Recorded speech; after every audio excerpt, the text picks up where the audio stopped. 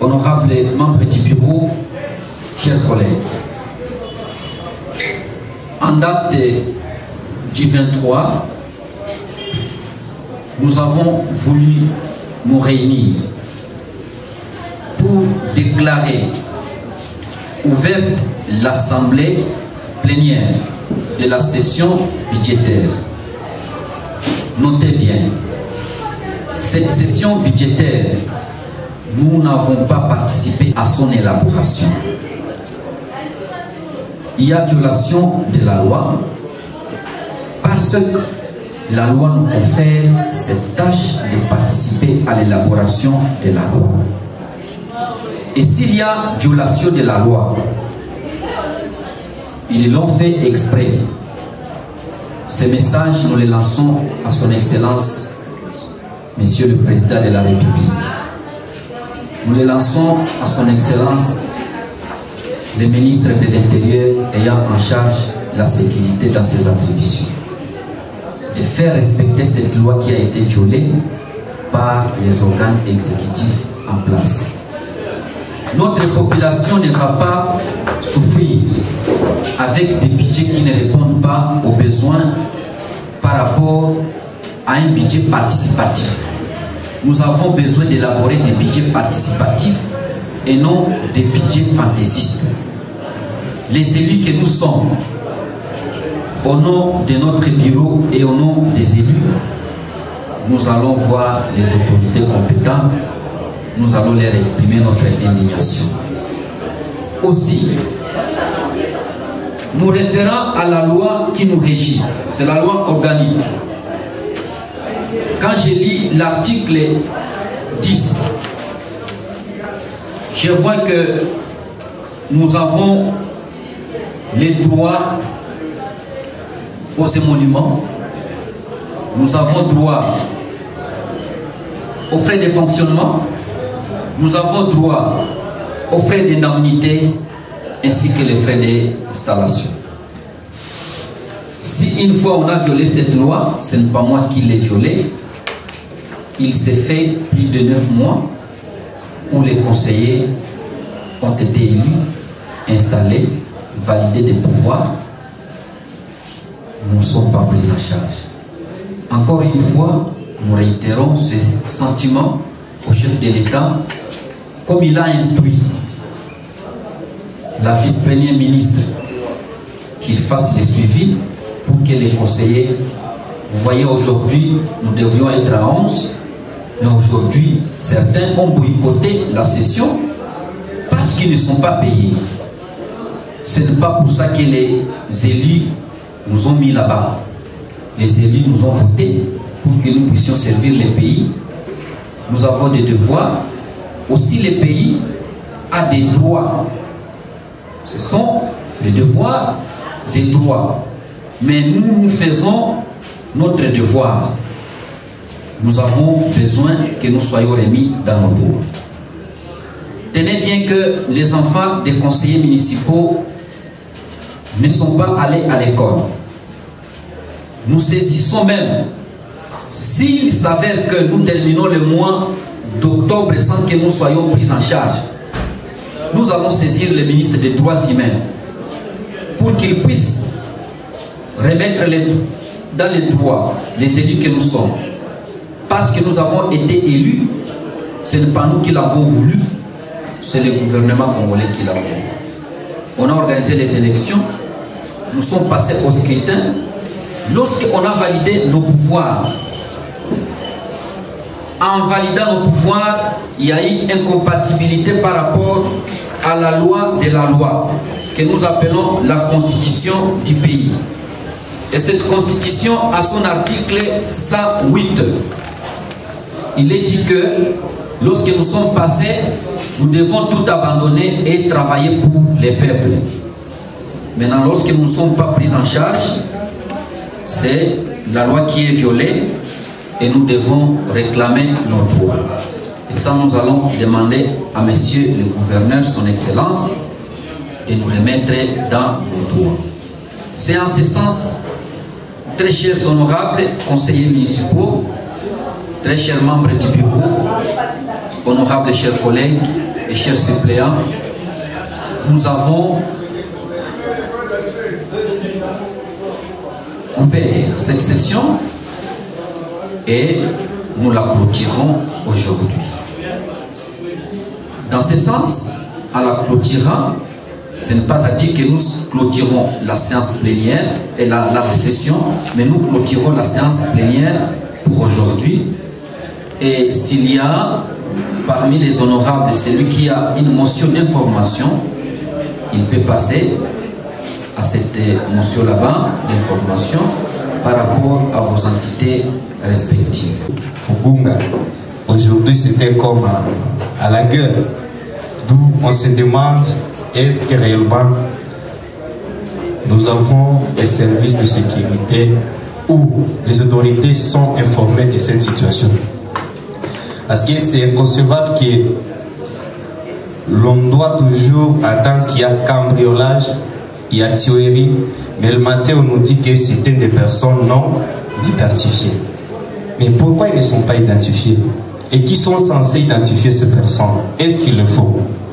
Donc c'est pourquoi, cher honorable président, nous sommes déjà fatigués et on se demande comment pouvons-nous encore dire ça pour que ça soit pris en compte et pour que cette population soit apaisée de cette situation-là qui le guette. C'est ainsi que je demande aux collègues et au bureau de voir comment encore faire le plaidoyer, rencontrer encore les autorités civilo-militaires de la place et discuter quant à cette question sécuritaire et pour aussi accomplir notre tâche ou notre mission que la population nous a confiée. Merci beaucoup. Et un document signé par les chefs d'avenue, les chefs de cellules et les chefs de quartier. Nous allons voir comment est-ce que nous allons au moins diminuer l'insécurité qui part encore dans notre commune, chers collègues. Nous sommes des élus. Nous devons proposer des solutions à nos cadres de base que nous sommes censés contrôler, même si nous sommes encore sous état de siège, mais nous pouvons quand même apporter des propositions qui vont apporter la sécurité dans notre commune. Chaque samedi, chaque élu dans son quartier où il a été élu, comme nous sommes redevables, nous devons participer au salon. Et ce, de 7h à 10h. Chers collègues, c'est une redevabilité et ça va nous aider à ce que nous puissions faire respecter nos attributions qui sont de rendre la commune propre. Parce que nous avons, dans les tâches que nous avons, il y a cette tâche-là que nous, conseillers communaux, nous devons rendre ou faire ou voter des mesures qui vont faire que notre commune soit propre. Aux agents de Saint-Père, nous sommes à la rentrée scolaire, de veiller au marquage. Il y a des lignes de piétons, surtout en ce moment de la rentrée scolaire. Ils vont nous aider pour réduire tant soit peu les accidents routiers.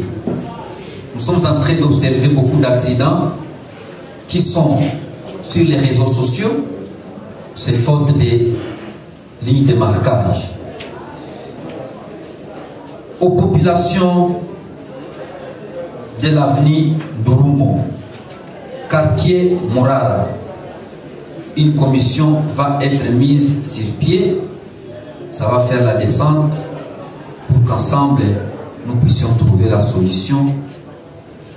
Et nous allons mener des plaidoyers auprès des partenaires qui sont en collaboration avec la construction de cette parcelle-là.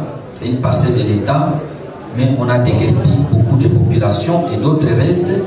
Ils sont venus nous saisir, mais nous allons mettre une commission qui va se charger pour que la solution durable soit trouvée. Tout en restant centré sur les priorités qui concernent directement notre population. Nous envisageons mener une enquête sur la facturation de la SNEL. Société Nour, Socodé et Virunga SARL pour rendre compétitifs toutes ces entreprises.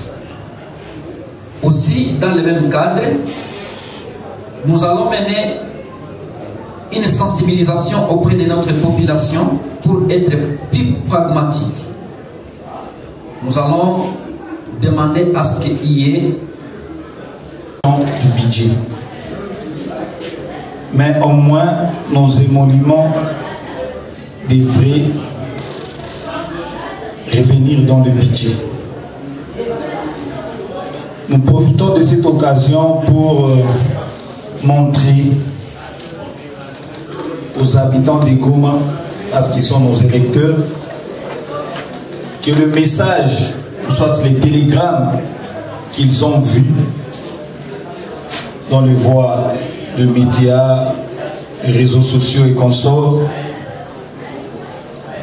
un télégramme du vice-premier ministre Jacquemain Chabani.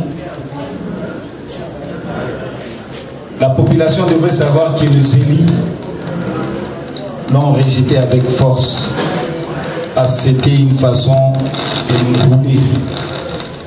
Si pas tous les élus, mais personnellement, je l'ai rejeté vraiment avec force. Pourquoi, Président? Dans les télégrammes, il est signalé que nous, les conseillers communaux, nous serons payés par voie de rétrocession nationale. Ces fonds de rétrocession viennent de totaliser au moins 18 mois qu'ils ne viennent plus ici dans la province du Nord Kivu. Dedans, il a été signalé dedans que nous serons payés par voie de taxes d'intérêt commun. Là, au moins, nous pouvons être d'accord avec lui, mais cela peut faire objet du fonctionnement du conseil communal et non nos émoluments. Et donc, nous profitons de montrer à notre population aussi, et directement au bureau, que ce télégramme était une façon du gouvernement central de fuir ses responsabilités. Voilà pourquoi nous avions rejeté avec force ce télégramme. Mais aussi, je reviens sur la réponse du gouverneur au vice-premier ministre. Bien sûr qu'il avait raison de dire au ministre que non, lui aussi attend cette rétrocession. Mais en réalité, le gouverneur aussi a échappé à notre fonctionnement qui devrait venir aux taxes d'intérêt commun. Nous avons vraiment besoin d'une réponse du gouverneur de la province du Nord Kivu sur notre fonctionnement, étant donné que les télégrammes du vice-premier ministre parlaient aussi des taxes d'intérêt commun qui devraient vraiment constituer notre fonctionnement. Merci beaucoup. Il est dit ceci: la paix est un effort collectif. Elle nécessite notre engagement continu et notre volonté permanente de surmonter les défis ensemble. Les défis sécuritaires étant transversaux, nous n'allons pas laisser la sécurité dans les mains des policiers, dans les mains des cadres sécuritaires, ainsi que les différentes autorités. Je reviens à dire que il y a les attributions de l'exécutif, il y a aussi les attributions de l'organe délibérant. Honorable Président, vous avez parlé des tâches, mais je voulais aussi insérer les problèmes, la problématique de la mortalité maternelle. Vous savez que c'est un problème qui envahit notre commune. Et dans notre commune, nous avons une zone de santé qui prend lieu et place du ministère de la Santé. Honorable Président, veuillez contacter l'exécutif pour que les MCZ puissent expliquer, puissent donner des explications là-dessus. Pourquoi ces problèmes reviennent dans notre commune. À savoir qu'une mère a droit à la vie parce qu'elle offre la vie. J'ai dit. Nous avons un seul point à l'ordre du jour et le point étant épuisé, nous suspendons notre séance et la prochaine séance plénière vous sera communiquée par les canaux habituels.